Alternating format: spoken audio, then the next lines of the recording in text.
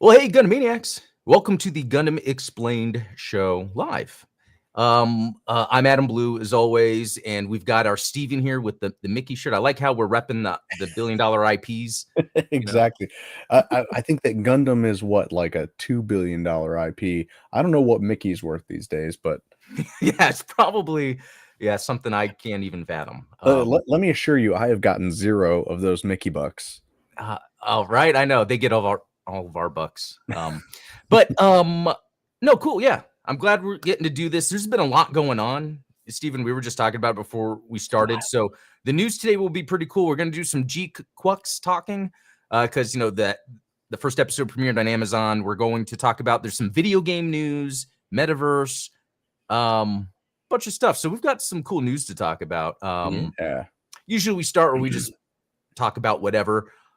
Awesome show yesterday. Again, I think you're like the like I don't know if you think this in your head, but I feel like your channel is the destination for like Gunpla hobbyist discussion.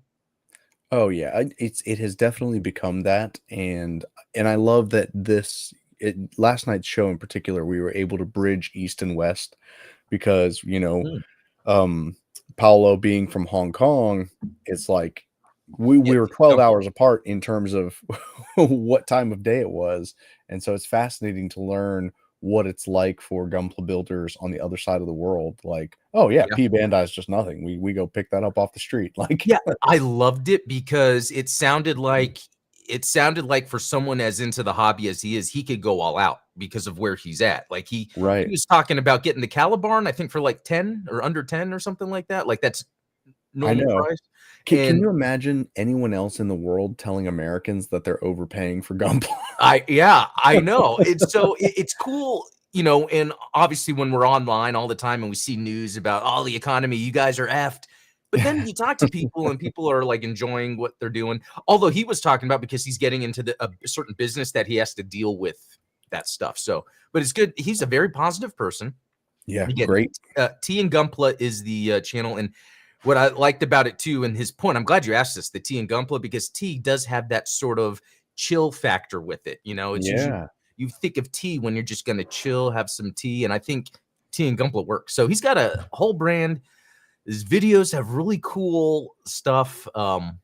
Yeah, good time if you guys haven't watched it.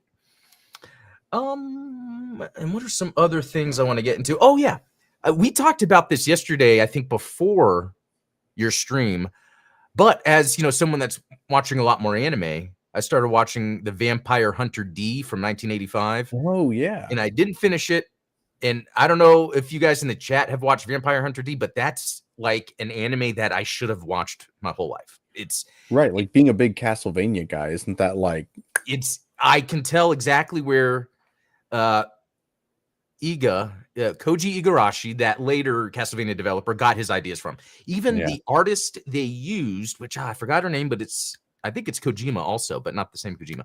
Um, Art is reminiscent of the art done by the guy that made up Vampire Hunter D, which also does the art and title art for like Final Fantasies. It's the same guy. Oh, yeah, that's a Yeah. very unique style, that very, like, sketchy, Yeah. And mhm. so it's cool because then it just hit me. It's like, wow, that art style is very similar to what we see in Castlevania anyway. So I love when I see inspirations in things that I love because it's like, Right. yes, let's take another element, another level to this. And that's why, and we'll get to this shortly. I liked GQuuuuuX, we'll get to that here shortly. But Yeah.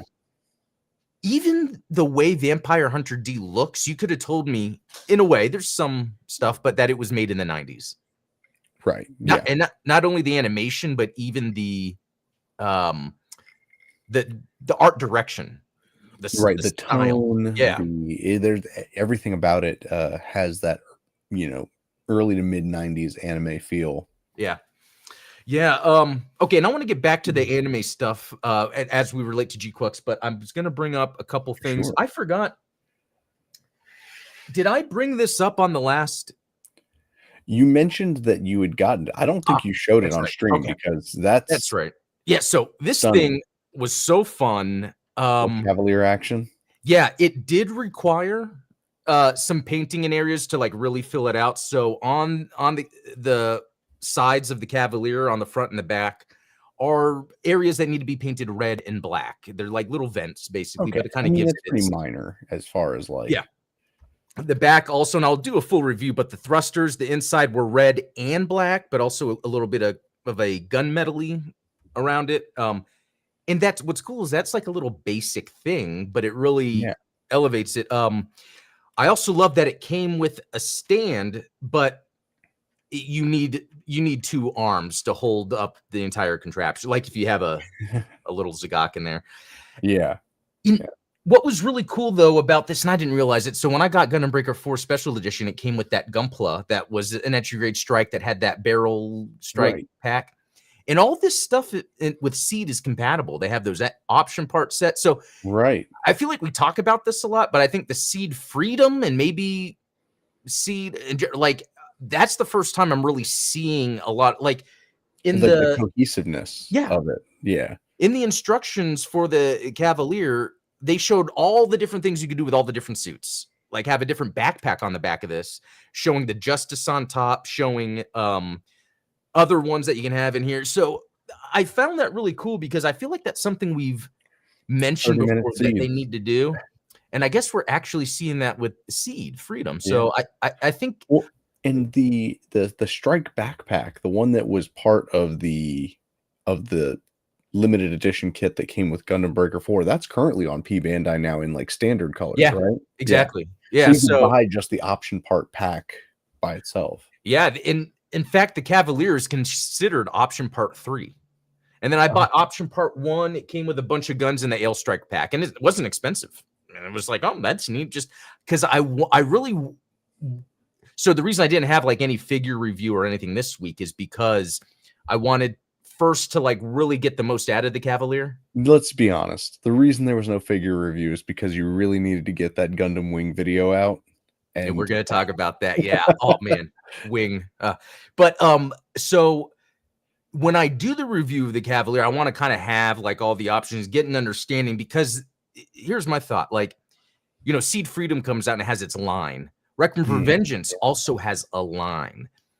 I wonder what the next UC line will be that will have enough suits that they can come out with some sort of option parts compatibility thing. Because Requiem for Vengeance doesn't have anything like that. No. What was the last UC before that? Was it Cuckoo's Doans? You know, didn't really do that. Yeah. I mean, Hathaway. Yeah.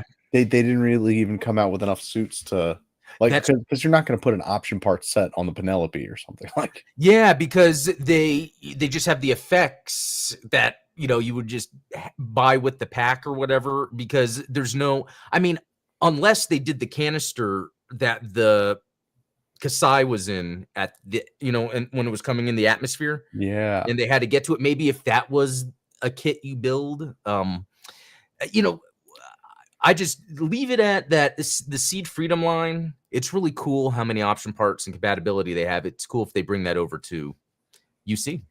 So we'll see. What am I doing? No. Okay. What's the other thing? Really interesting. You guys probably won't be surprised, but I got this Mighty Strike Freedom. It's the Converge line, which I'm not into because they don't do much. But this one looks cool because it has like a metallic finish to it. Dude, don't sleep on the Converge line. I'm a big fan. Like that Zeta Plus Hummingbird that I have is the Converge, and it's so good. That's a good point. Whenever the Converge comes out with suits that I think have that more like later UC designs or later Gundam designs, they work really good because of the detail. Sure. But I love the full articulation I get out of my my little mobile suit ensemble here. In fact, because of the announcement in GBO2 getting the heavy gun, I pulled out my little mobiles. And then the thing I started doing, and tip for those that collect these, you have to glue the waist part onto the connector piece for the legs because it just comes off all the time. Yeah. But so what's interesting though is this Mighty Strike Freedom, so happy to get it, put it all together. It came with 2 right hands for holding the guns and not a left hand to hold the gun. Luckily, though, I bought this at Big Bad Toy Store. Okay. And, instead of like used, so I reached out to them and said what happened. They go, "Hey, would it be okay if we sent you a prepaid FedEx label? Send it and we'll send you a new one." I was like, "That's great." That works. Yeah, I'm glad it was that easy because I was afraid they'd be like, "Well, which here's the other thing. I bought the Tobey Maguire Spider-Man. Nice. Mofex, the wrist peg broke. The day I got it. I'm like, what's going on? And I read online, they said some of the releases have weak wrist pegs. Well, what's funny is on Amazon, they sell wrist peg pack for like $10 that works for model kits, action figures. It was black, so I just painted it red, and I did a little bit of drilling into the wrist to fit the peg in, but that makes me feel so good about pegs breaking in the future that, and do I have it near me?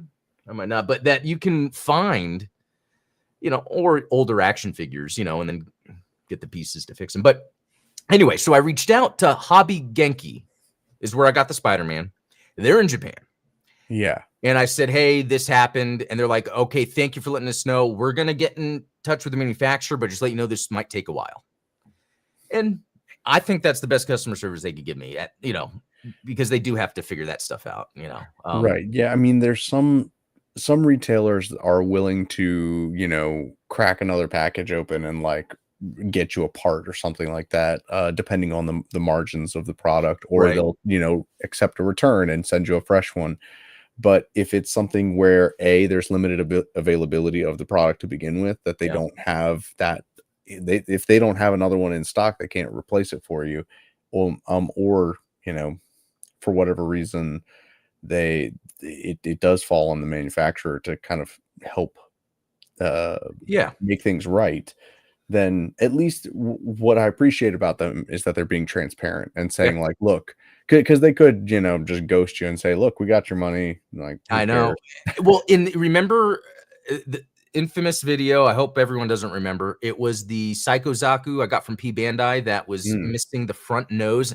And I remember in the video, I go, "This looks like a different design. I don't get it." Like, it's a Verka. It's got to be. No, yeah. Anyway, it comes to me that I'm like, it's missing the snout piece, and it's actually not supposed to even come off in the first place. So that's what was interesting about it. So luckily, I emailed P-Bandai, and while I did have to remind them, they did send me a replacement. It was just another full head. That's awesome. And that's really cool because it was a P-Bandai Robot Spirit Psycho Zaku, which I think would be very hard, but they, so. Maybe they make more of them than they let on.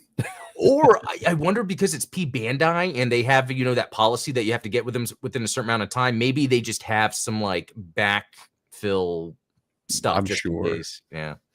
Speaking of P-Bandai, this guy came in the mail today. We've been waiting for that. Yeah. I have to expose my shame and admit that I bought a Witch from Mercury model kit, but it's high grade Desulter. Or as I like to call it, the high grade ODST. Like, oh hell yeah!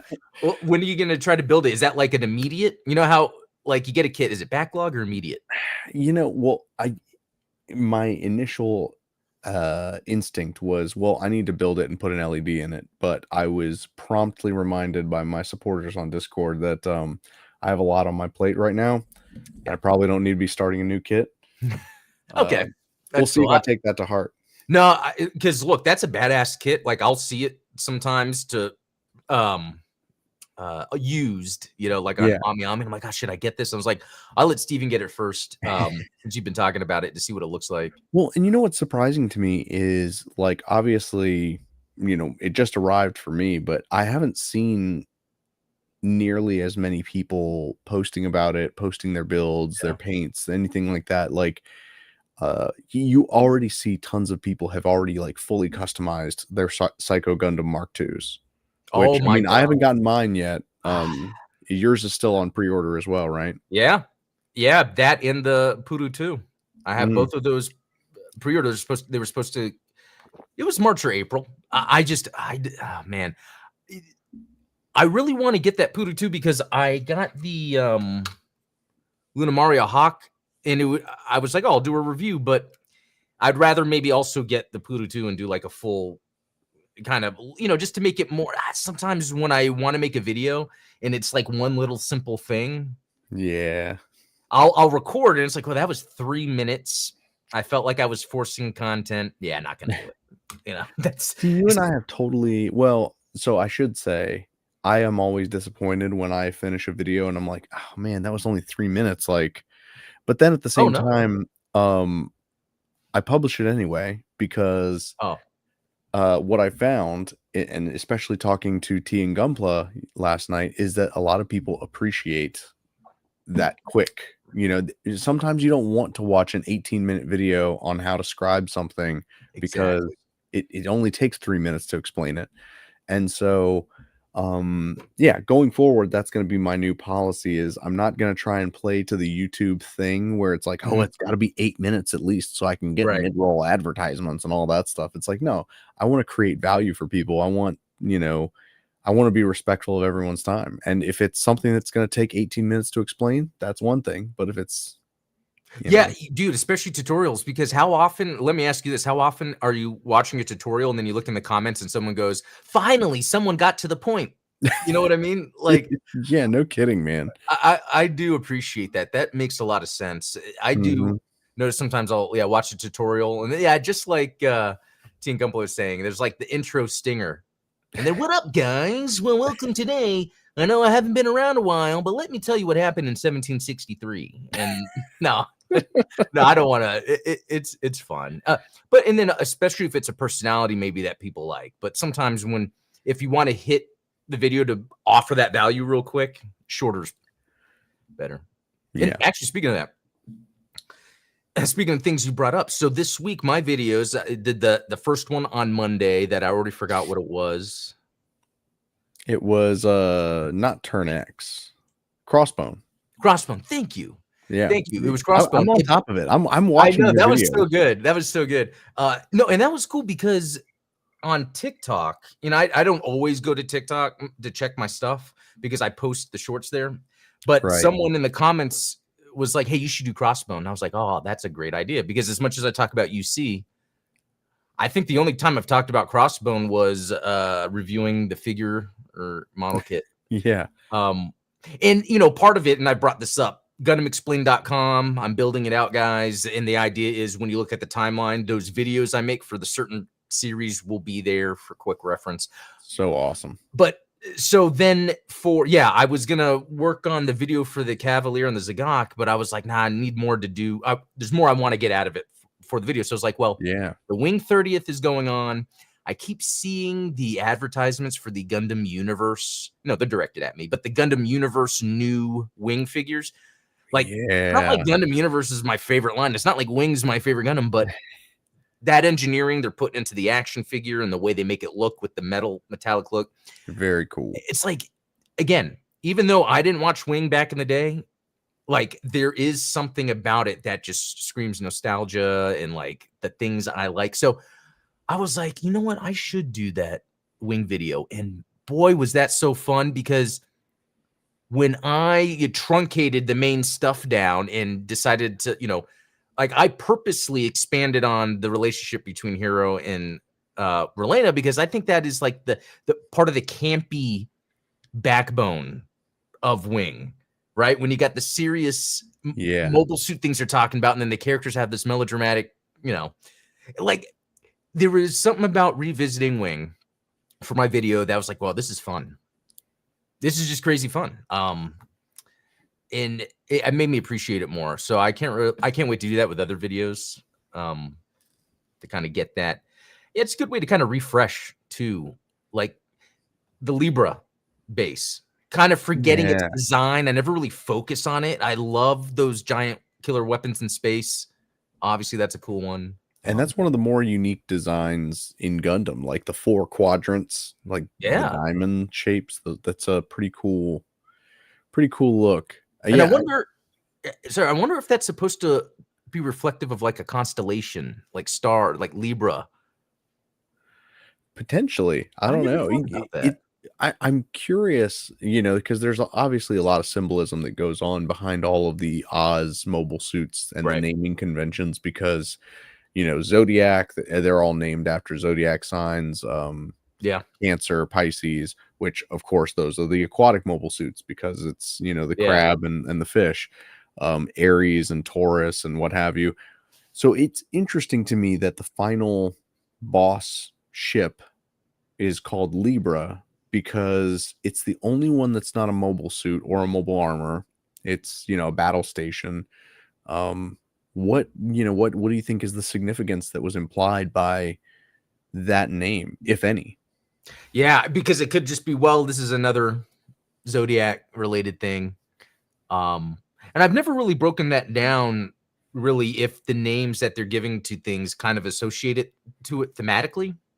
Mhm. Is that among Wing fans? Is that something? Well, I know that there's 2 numbers missing from the naming convention of the main characters, right? Like Hero is 1, Duo is 2. Who's number 3? Was it Troa? Oh, Katra is 5, Wu-Fei, or Katra's 4, Wu-Fei is 5, Zex is 6. It goes all the way up, right? Lady Un is 11, didn't Noin even. is Yeah. 9, Trey's Kushranada 13. So it's like every one of the main characters, the mainline characters, they all have number names in different languages. But there's a couple of numbers missing from that. Wow, that's I didn't even know that. Oh, That is really cool. I didn't realize it went that far. yeah. That might be another video. There you go, man. Hidden meanings explained. Okay, well, moving on. You know, I was talking about anime and stuff like that earlier, and what's really cool is GQuuuuuX, you know, is now on Amazon. You can watch it if you have Amazon. So on Tuesdays, and I did this last Tuesday, I did the watch along. It Awesome. works out right around my lunch break. And Mecha Chat, for YouTuber Mecha Chat, actually had joined just in the chat and was like helping me because I was like, isn't it supposed to be starting now? And he's like, oh, 30 more minutes. I was like, oh, thank you. It's pretty cool sometimes the information that he gets that even I skip over, but it was so fun. So in that chat, that's kind of what sparked me watching more anime and Vampire Hunter D, because the chat was so fun to talk to because we're just waiting for it to come on. So we're just talking anime. Yeah. Steven, I feel like sometime we need to do a stream where it's not structured like a podcast. So we can kind of just chill and talk to chat. And that's something I've thought about. Like, as fun as it is to chill and talk to chat, the podcast is successful in a way where a lot of people find the channel through the podcast.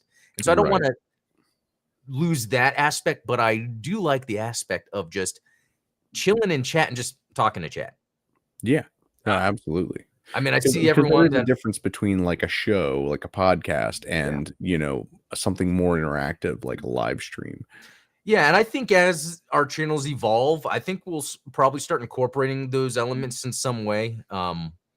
Because I think, and you know, for instance, this Saturday, I think I know the timing of everything. I have a lot of stuff going on Saturday, so I think I'm going to plan 3 p.m. Central to do a build stream.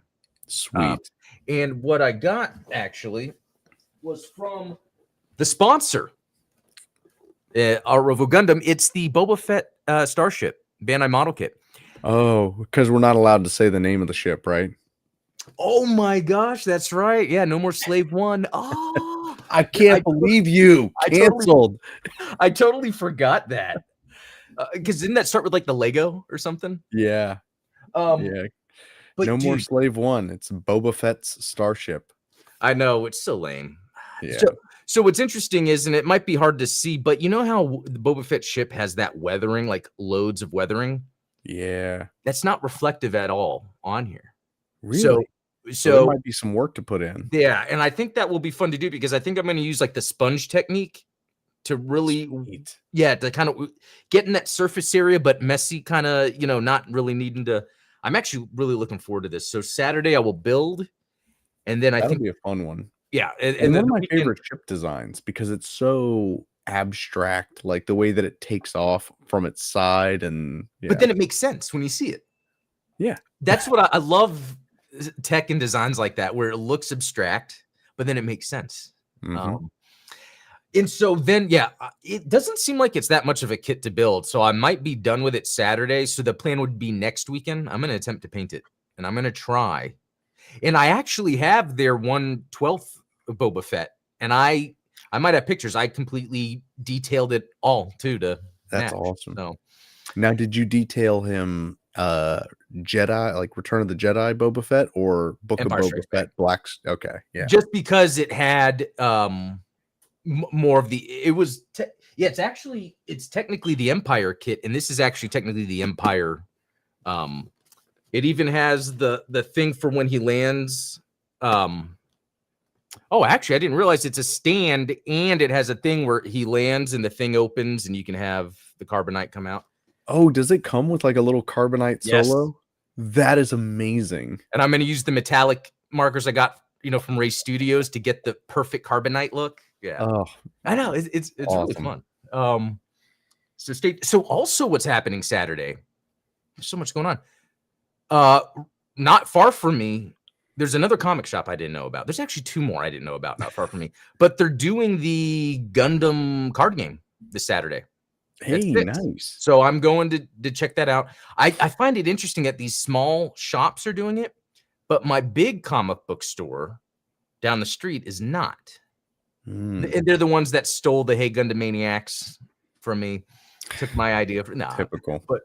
But I'm just surprised they're not doing the trading card game, but they have Magic and Pokemon that happens there. Like they have games regularly. So yeah, I don't know. I wonder if it's like, one of the things that they just think they're too big for it. Like, why do we care? Whereas a smaller shop is looking at it as an opportunity. Like, this is, are you kidding me? This is the newest Gundam card game in the last 20 years. Yeah. Of course we're gonna, and because it's all done through the app, so through Bandai to find the location. Yeah. So it's these smaller shops are like, yeah, I want to work with Bandai.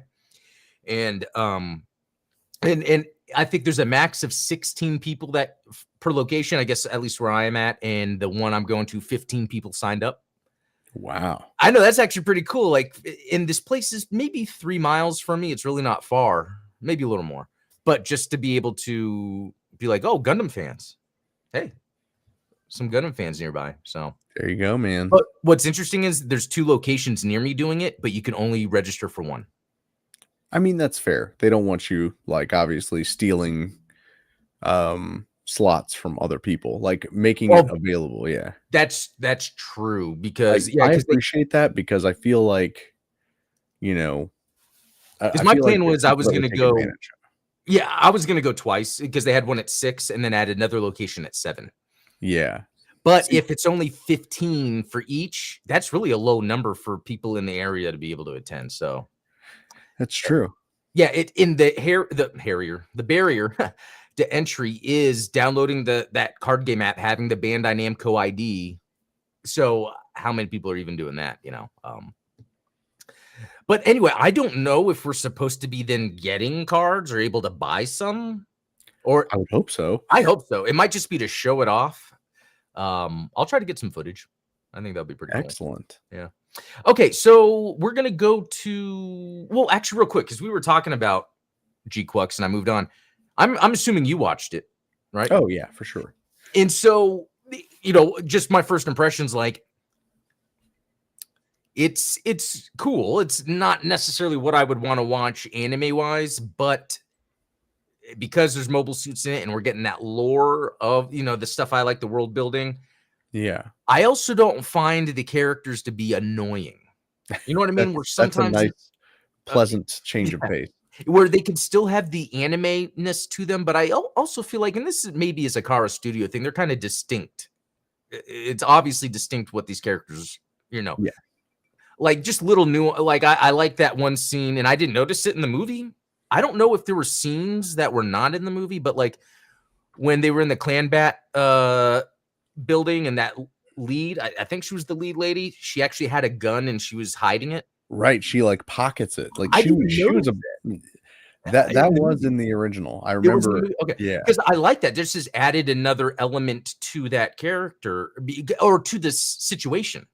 Right. Like, because it does kind of connect. Yeah, they are doing things that are blurring lines, but that does even more, So then that's interesting, because it then makes me think, what else did I miss? That's the little again, they take the time to animate something, and that could be like, whoa, I just saw and then I missed the next little nuance, you know.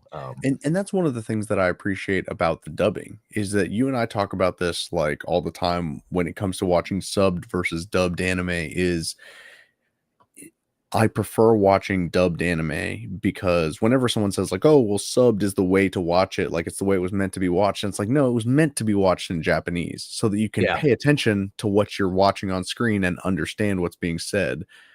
It's not meant to be read while you're watching it. Right. And so there's so many things that you would miss because you're trying to read subtitles versus watching it on Amazon where it's dubbed and it's like, oh, I'm already understanding the language. So, and even this was a great exercise as I had my wife who, you know, famously not a Gundam fan, has never even watched the original series with me. I had her sit down and watch the first episode of GQuuuuuX, which I have to say, it put her at a little bit of a disadvantage because obviously there's some missing context with the way that the episode structure is. You know, you don't get that like prequel, the episode 0 portion. So she was kind of confused as to what was going on, especially the format of the episode, how it's bouncing back and forth between Machu's perspective and the Xeon officers. Right. And then there's like the random insert of Machu's prologue narration, you know, oh, there's 2 billion people living in the space colony. It rotates at this. Like, I love that little monologue that she does, but the way that it's just in the middle of action is really disorienting. Yeah, you know, and some people have brought that up because I'm even curious if you're not a Gundam fan, or the other thing is being a Kara Studio fan. Like you might just like it because you get the nuance that they do. You know, you brought up something very interesting about, I know we've talked about the subs and dubs a lot, and I've gone back and forth. I think more recently than I had my whole life. Beginning of life, it was like, oh, subtitles, that's the pure way. As I got older, it was like, oh, dubs, especially as I got into Gundam. It's like, man, I need to see the action. And then when these Godzilla releases, I've been watching the 90s Godzilla movies. Yeah. Dubs, so I could see that suit. I love the animatronics, the suits.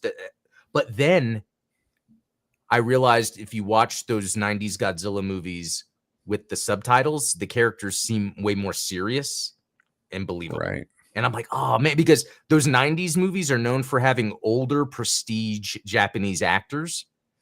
So they're good. And you can't get that from a dub. You don't realize. Yeah. Yeah. And it's really made me gravitas. appreciate, like, when someone says sub or dub, it's like, well, both. I will do the dub so I can see everything, and then the sub to pick up on the little details, you know? Yeah. Well, and that's why I think, you know, dubbed, like, anime voice actors are important, and it's like they need to do a better job. And I feel like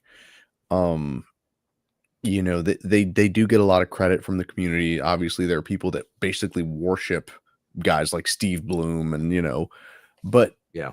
I think that they almost get too much credit for not doing enough justice to the characters that they're trying to portray. Like, they do their own thing with these characters that have had animation directors directing what the character's looking like when they're saying something, and then they've already had a Japanese voice director telling the Japanese voice actor this is how the character is supposed to be portrayed.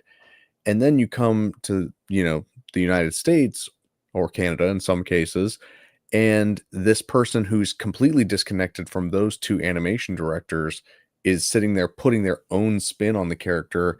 And it's like, that's where that dissonance comes from, where, like, I think you put it perfectly, is there's a lack of seriousness. Yeah.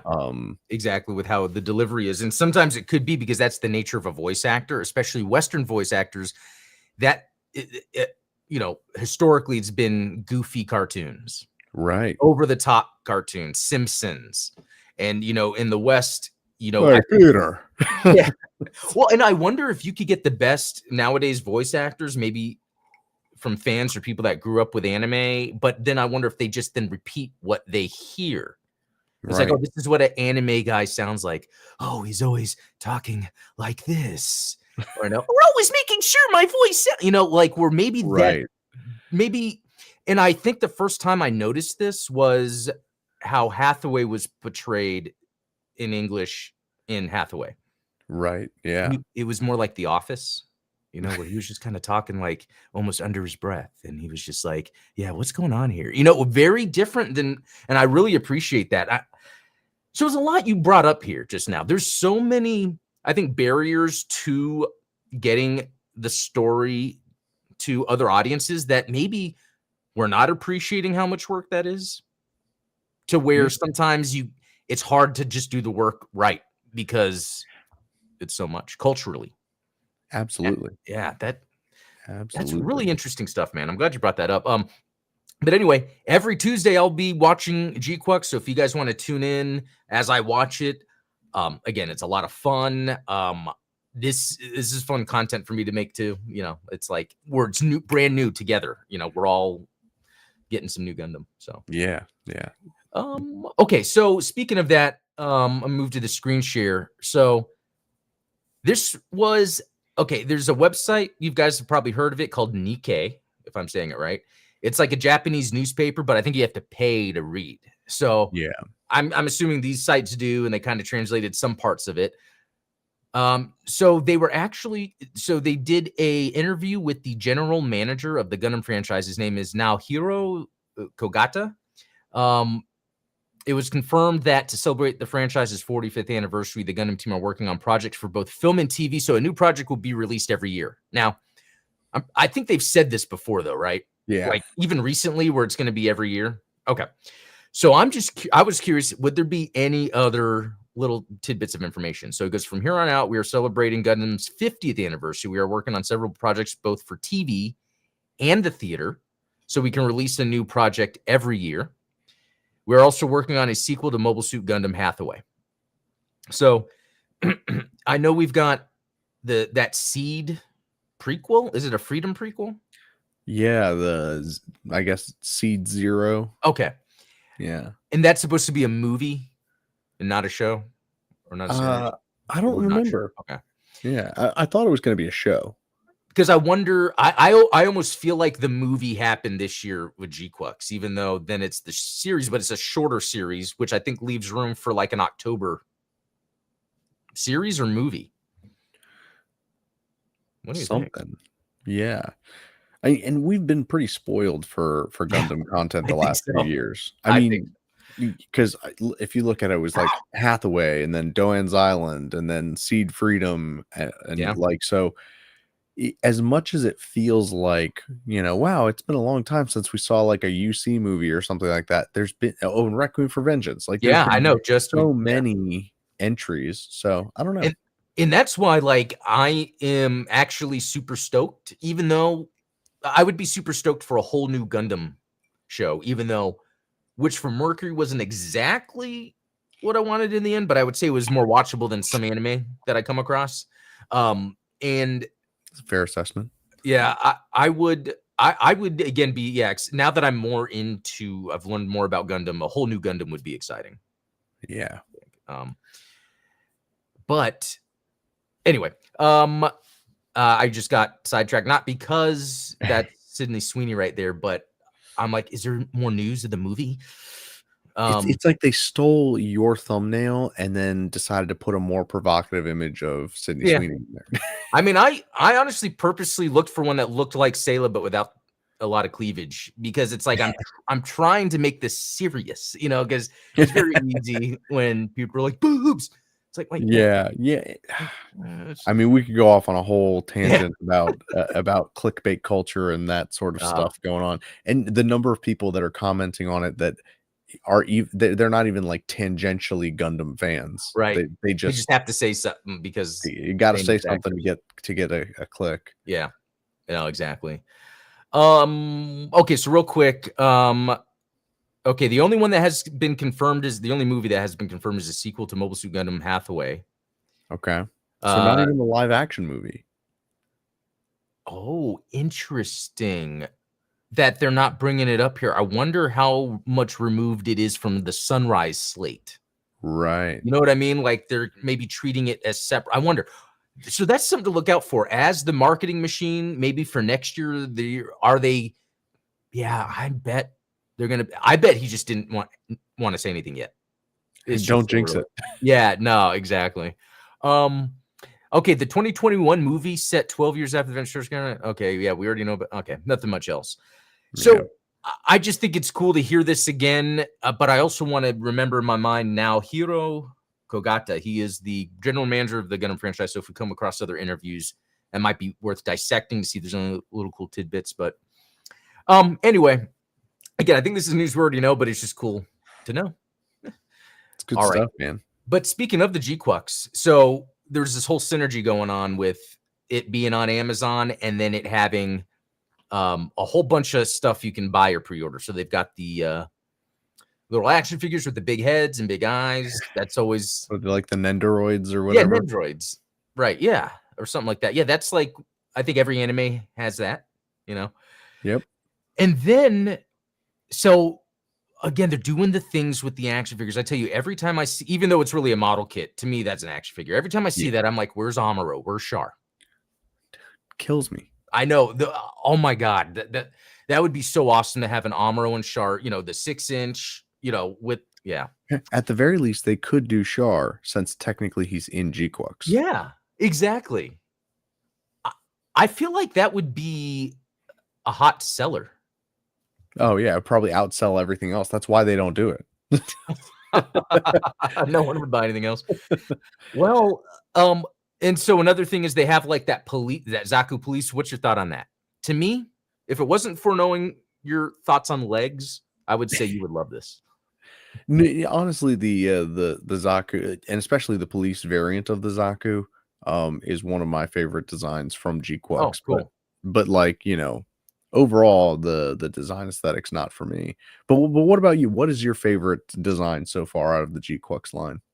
It's very interesting. I would say maybe the light gun cannon because that Yeah. has the most sort of robot military look I like, especially with the red. And then I do like the almost yellow caution style things like a power loader, Yeah. That's a I nice love that. touch.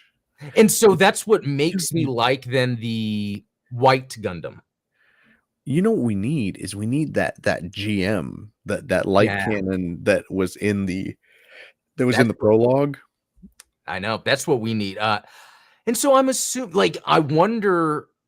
This is quite the slate, and it's all up until October 30th. Now that's North America or whatever. It could be that these are getting released earlier, in Japan or whatever.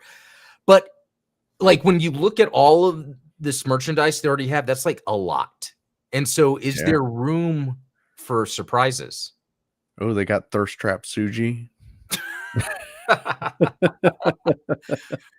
Oh my gosh. Yeah. Oh wait, what's this Ooh, down here? some mystery Oh items, eh? my gosh, guys, we've got some breaking news. Okay, this is Mobile Suit C. Okay. Okay. And it's $31. Interesting. Mobile Suit B is $26. Mobile Suit E, well, we're skipping some letters, is 39. Okay. Mobile Suit D is 27. And then and that does say it's a kit because I was wondering, could it possibly be a Gundam Universe? They're all Right. 144 kits. Wow. So I was just about to say, are there going to be any surprises? There you go. And I think there are.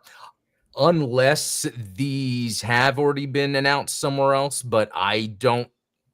Yeah, so it would be the GM. Yep. What else would it be? Wasn't there like a Dom that showed up? Well, there was the green Zaku that Machu pilots. Yeah. Okay, so if this police Zaku and it doesn't say the price, why would they do that? Everything come else, on. because I was going to compare that with Like price wise, yeah. Yeah. If it's $26 and because you see a kit here for 30, you see a kit here for 24. right. So it could be very different. Wow. But yeah, there were a couple of different Zakus. There was like the yellow construction type Zaku. Oh. See, that's a cool one. That has that power That was loader a pretty vibe. cool one. Yeah, yeah, yeah. So you know what else though? Would that make sense too in that sort of world where maybe Xeon would further double down on more of the industrial mobile suits kind of, even though, there's this sort of truce, maybe Xeon is the one supplying sort of the workers. Right, because they have civilian mobile Yeah. suits that have the blue mono eyes. Yeah. Oh, we've already seen promotional images of the Dom and the GM, Okay. the three-eyed GM. Okay. Yeah. That's right. Yeah. So there's a lot more So to. there's So that's actually pretty cool. So I guess if you're all into GQuuuuuX out there, you're gonna get a lot of cool stuff out of it. Wait, real quick, $47 for those. Although no, it probably would have said, yeah. Again, I'm looking for the Char. Is there a hidden Char in it? Or Amuro? So let's talk about that real quick. On Twitter, Yeah. I saw something about like where Amuro and Char are in this show. You're right. And Obli, a user from the Discord, posted a tweet showing, the little spider robot dude. Yeah. You're working on that Crunchy. That's Char, and then that the Haro is Amuro. Interesting. But what would that mean? Did their psycho essence get put in them or something? I don't know, but I mean, it could get that weird. It is Haro that activates the Omega Psychomu in the. I know, I read that too. Yeah. And so then that's kind of weird because at first I was always thinking that was Haman or Machu. Yeah. And that would be her awakening, or something. But then if it's not, I'm then confused what they're getting at, But then that adds cool mystery. Yeah. Yeah. And I hope that that's not like just UC fans being strung along, right? That we're not just being yeah, I mean, I almost feel like Amuro baiting. Yeah, I almost feel like Amuro has to be in this somewhat, and even if it's only for a little bit, I think it's going to be pivotal. Like, his existence or lack of, I feel like, I don't know, but we'll see. It could be like this show Paradise I'm watching, where I'm on the 3rd episode, and I'm like, what are we doing here? I know, you told me I got to finish it. Don't worry, people. You do. Yeah, it's good, man. Honestly, what I think GQuuuuuX is missing, and I said this over on Discord, is I think it needs a Guy Ritchie style narrator. So if you've ever watched any Guy Ritchie movies, you know that there's always like one of the chav guys, like one of the characters in the story is narrating everything to kind of level set and tell you like, oh, well, this guy is the guy that runs all the books in town, and this guy owes money to him, and that's why this guy needs to rob that bank and make sure that he pays off this guy. And so it's I love doing those accents. But I know what you mean, like where it's like, yeah, you see me? Yeah, this is what happened to me a few years ago. Oh no, that's Australian.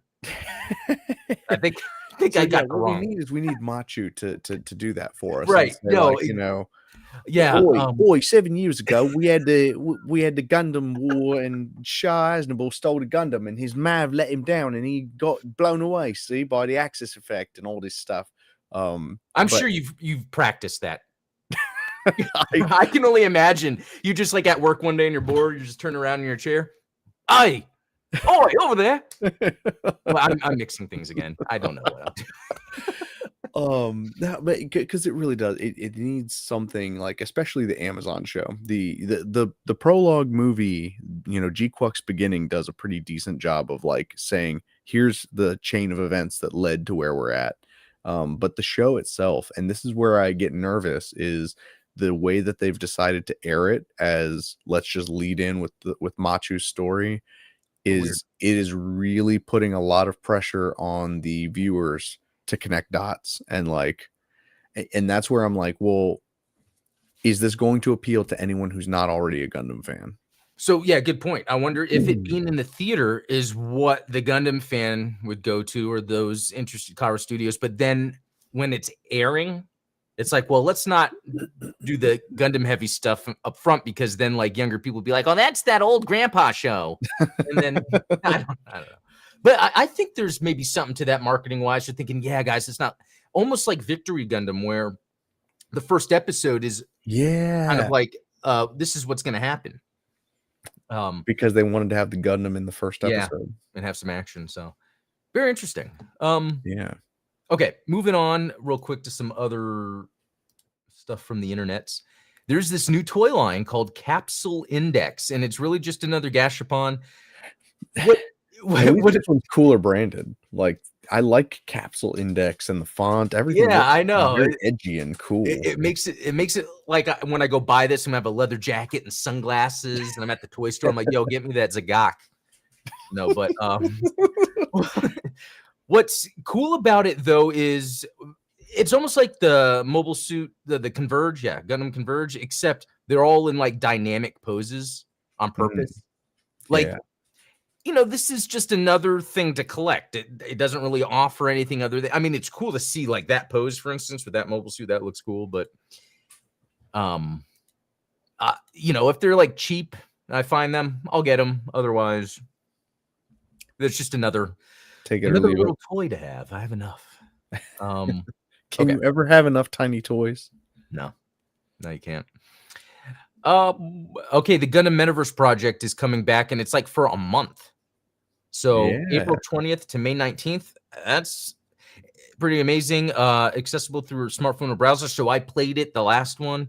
It was really easy to launch, utilize. Just there wasn't much going on, but 420 plays it. Yeah, considering they keep pushing it, hopefully then it gets to a point where then more people will like, because did you watch the overview video by chance? I haven't, but Okay. It doesn't do anything to excite you. I mean, even the last open beta was kind of like, well, you can kind of putz around the museum, and I think they're banking on the concept, but not like the execution. But because they do this limited time opening, maybe this really gives them time to get data and really work on it. So I guess I can appreciate that. Because I would love a more kind of video gamey interactive Gundam experience that's not just like PvP GBO2 where you end up hating everybody. And honestly, I'll eat crow on it. I thought that the rigging and the animation of 3D scanned Gunpla was going to be absolutely just trash, but the previews of the things that I've seen just prove that whatever AI they're using in order to rig and animate these mobile suits is very good, is very sophisticated. I've seen very little artifacting and like, anything where it looks kind of off. Some of the promotional footage, and again, some of that might be like they kind of tweak it. They tweak it to make it look better, but like, I don't know. I think that they might actually be able to pull it off. I think so, because then thinking about what I was saying about how the experience itself seems kind of bland, I think because all the money is going into the technology. Yeah. Like even this way that you access the metaverse and interact might be more of the beta of the underlying engine that's going to help populate your Gundam or however it works. So yeah, we'll see. Okay. And then last thing that I want to show. So this was from a Twitter user, iSmarv14. It's a high portfolio day. I'm an illustrator who loves drawing cinematic scenes. And this is my type of thing because the dude is like painting what I would want to see in the Gundam live action movie. Yeah. Like, and I'm sure you know that mobile suit, right? No, I'm not familiar. The GOG? Isn't that one of your favorites right there? No, I know. I was talking about the GOG in the background, but no, the goof there. Man, like some of those little details you see, like I guess there's like a cracked GM helmet in the foreground on the side here, and then you see this GM flying in the background. Like this is the type of shit. Yeah, I'm gonna cuss, guys. This is the type of stuff I want to see in a Gundam movie. Like, look at this ground Gundam stuff going on. Oh yeah, and this guy looks like Rumble when Rumble Raw fell out of the goof. Yeah, I know. What I love about these drawings is that they look like they have a weight. exactly. That I think that's the big thing. It's really pulling off, what it looks like to see a giant mobile suit. Oh, I like someone actually screenshotted that dude. Um, no, I love this stuff. This is like, I think Legendary would benefit from like hiring this guy to kind of help conceptualize how to pull off some scenes. Because again, man, think about that. Thinking if you're seeing this point of view and you're on some ship, and then you see any of those aquatic mobile suits just like come up, like there's a lot that can just go right with this. So yeah. Oh, here's another cool one. Just kind of chill, but man. Yeah, boom. Occupation. Like this is like the post battle. Oh Like, yeah. there's that episode of Band of Brothers where it's like the Germans had just taken back a village, and like the Americans are kind of like hiding in a ditch and trying to avoid being seen. It's like, that's this right here. It's like you would see some Federation soldiers like, oh man, I hope that these guys in mobile suits don't see us. And it's like the camera starts shaking when the Dom starts walking close to the dude, we might have mentioned this before, but it reminds me of like Red Dawn. Yeah, we've totally talked about this. They really should have a Gundam show, like Requiem for Vengeance, but let's say you are teenagers on Earth. Mm-hmm. And you're in high school, just like Red Dawn. And then all of a sudden you see these Zaku's parachuting down. And you're like, what? And then you're escaping the Force and then having to fight off Zeon soldiers. Even though it's a direct copy of Red Dawn, they just need to do that anyway. Yeah. I think it would work. Everyone would like that, because I feel like there's something to when you take a concept or a story and you take a genre or something and I think seeing a Red Dawn version of Gundam, oh man, that would be so awesome. Beautiful. Yeah. Okay, well, that's about it for that stuff. That was pretty cool. There was just so much news to talk about. In fact, I didn't even talk about like there's that Seed remaster game come out. There's some more footage they've released, and it looks great. Yeah, I mean, like, spoiler alert: the Seed video game looks fantastic. Yeah, I know it's funny because like it's like when I play video games that I do, like it's having the things I want. I want some just action. I love that they talked about fixing the targeting system. I want that awesome robot feeling experience. So yeah, man, that's in May, so we got some time. But that's what's neat, because not only that, but G Generation Eternal, is in a week or two, and then that Super Robot Wars Y that has like more Gundam stuff comes out this summer. Right, and they recently announced G Gundam suits are going to be in it, and Witch for Mercury. Like, come on, if you're gonna put Gundam suits in a Super Robot Wars game, then like what, you don't get much more Super Robot than G Gundam. Like, I mean, what's funny? Like, I was actually thinking about this today. I was researching to see if there's any Gundam Wing games, and I think all there is enough. There was one Japanese fighting game on Super Nintendo, Super Famicom. And it just made me think how much I do think each series deserves a game. Especially if it can be encapsulated in its own type of genre, like exactly. Like, I think that Gundam Wing would probably be best as like a Devil May Cry type slash 'em up. Oh yeah, game. Dude, that is a great idea, especially if you could be the Epion. I would totally. And you know what? Not that I played this or would even play it, but like Witch for Mercury using like the Persona game style. Because they're at school and you have relationships with different people, and then you can do the clan battling. Dude, that's brilliant. I mean, I feel like with every Gundam series, there's a little thing you could do. Like, dude, Silent Hill, Requiem for Vengeance. Yeah. I just think the idea is like being spotted, like almost like there's a spotlight going across the ground, but it's the Gundam's eyes, like maybe reflecting, and you can get decimated if you're not hiding. I don't know. That seems like. No, I'm into it. I mean, if you're going to create like that action stealth game, that's the way to do it. Yeah. Well, cool. This was a good talk, Steven. I really appreciate it. Always fun, and always fun. Everyone in the chat. A lot of fun. Anything else to bring up? That's all I got, man. Cool. Yeah, that's all I got too. So all thanks for joining. That was a lot of fun. That's all I got. I can just say that forever. So have a good weekend. We'll see y'all later. Cheers.